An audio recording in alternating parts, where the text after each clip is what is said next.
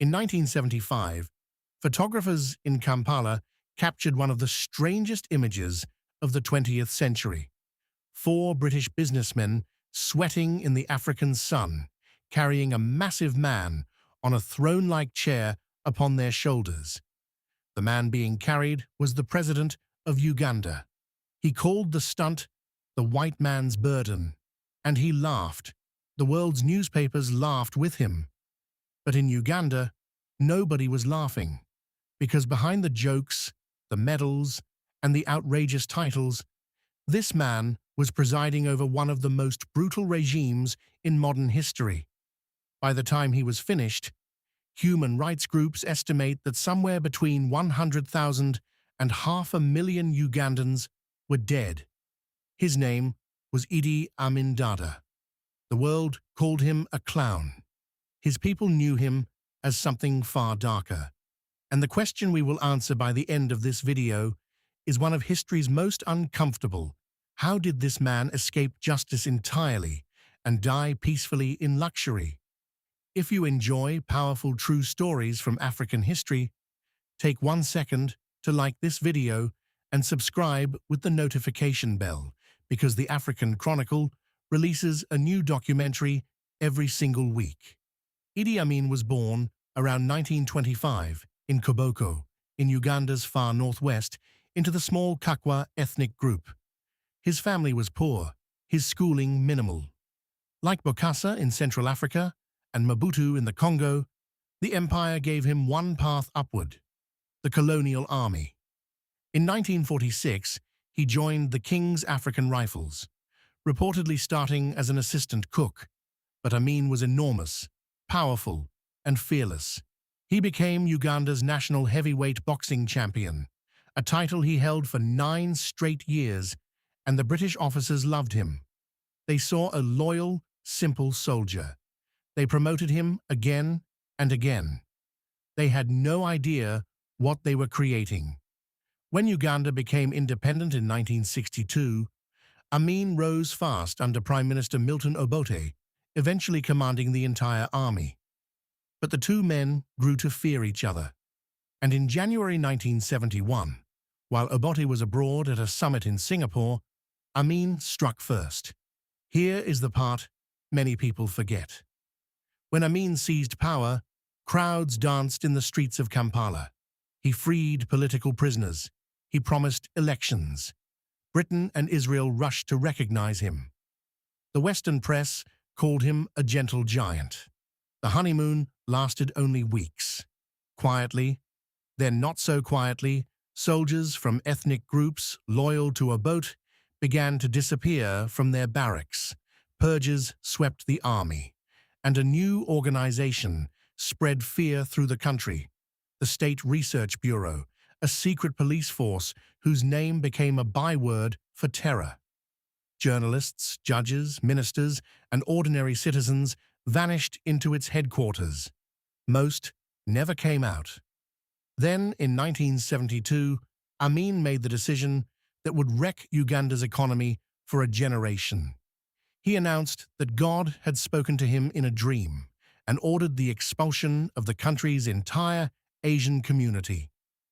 Around 60,000 people of Indian and Pakistani descent, many of them Ugandan-born, were given 90 days to leave, allowed only what they could carry. These families had run the heart of Uganda's economy, its shops, factories, and trade. Their businesses were handed to Amin's cronies, who often could not run them. Within months, shelves were empty and industries collapsed. Amin called it his economic war. Uganda would spend decades paying for it. And yet through all of this, the world kept treating Amin as entertainment.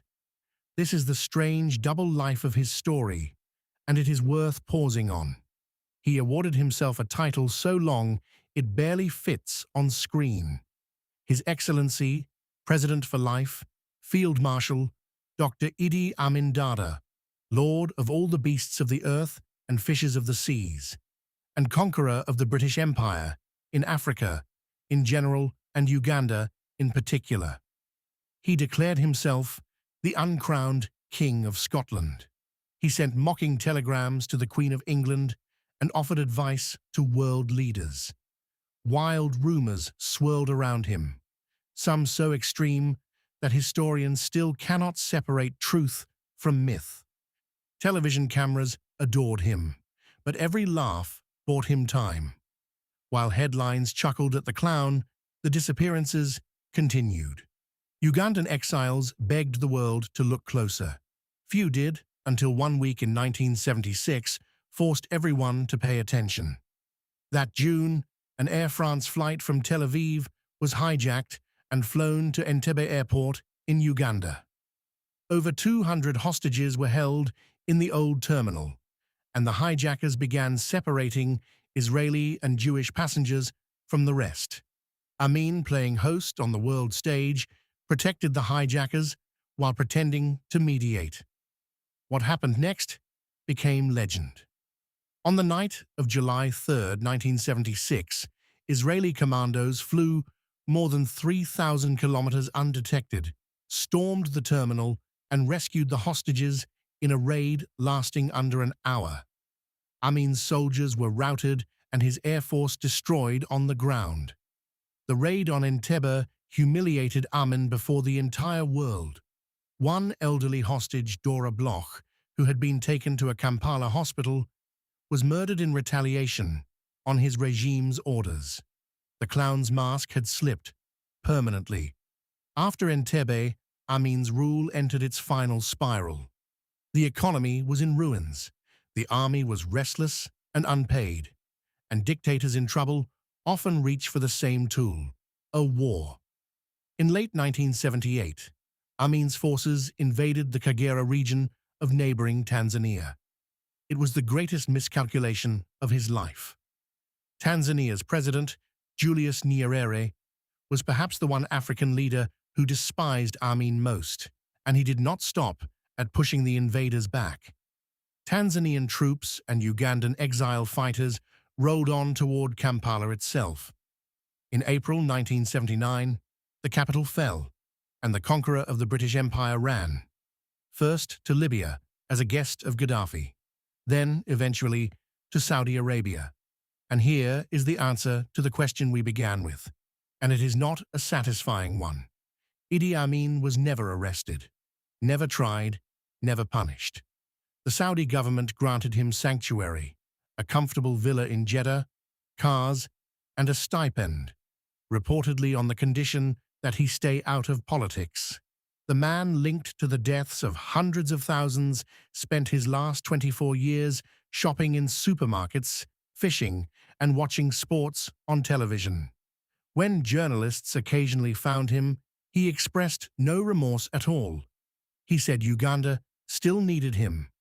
Idi Amin died of illness in a Jeddah hospital in August 2003 and was buried in a simple grave in Saudi Arabia. Uganda refused a state funeral. His victims never saw a courtroom. His story leaves us with the most uncomfortable lesson in this entire series. Bokassa was put on trial. Mengistu was convicted, at least on paper. But Amin, perhaps the most notorious of them all, simply got away with it. Sometimes history's monsters are not defeated by justice. They are only outlived. This is the African Chronicle, bringing you the most powerful true stories from African history. If this story gripped you, watch our documentary on Mobutu Sese Seko, another soldier the West underestimated, and stay tuned for what is coming next.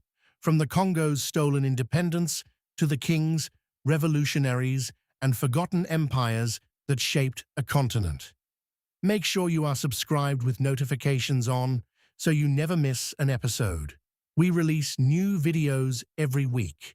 Until next time, remember, Africa's history is world history. This has been the African Chronicle.